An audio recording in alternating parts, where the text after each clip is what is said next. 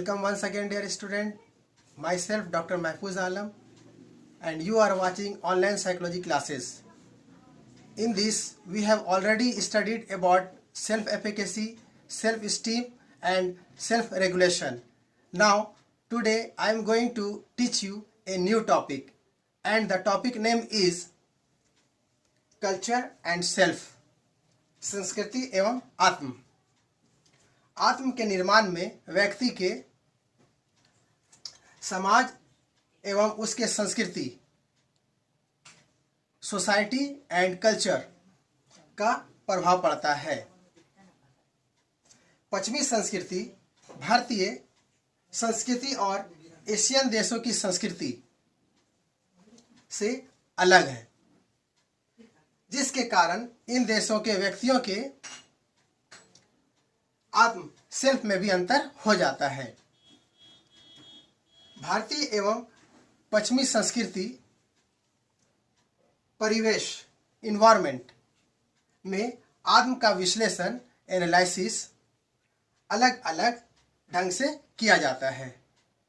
तो हमने देखा कि वेस्टर्न कंट्रीज और एशियन कंट्रीज में आत्म का एनालिसिस भी अलग अलग तरीके से किया जाता है। पश्चिमी विचारधारा में आत्म एवं परिवेश के बीच एक निश्चित सीमा रेखा, एक फिक्स्ड बाउंड्री लाइन खींची जाती है, मगर भारतीय विचारधारा में यह सीमा रेखा निश्चित ना होकर फ्लेक्सिबल होती है। इस भारतीय विचारधारा में आत्म का अलग अस्तित्व नहीं होता है, यानी अन्य लोगों से अलग आत्म का अस्तित्व नहीं है। यह सभी के साथ मिलकर काम करता है।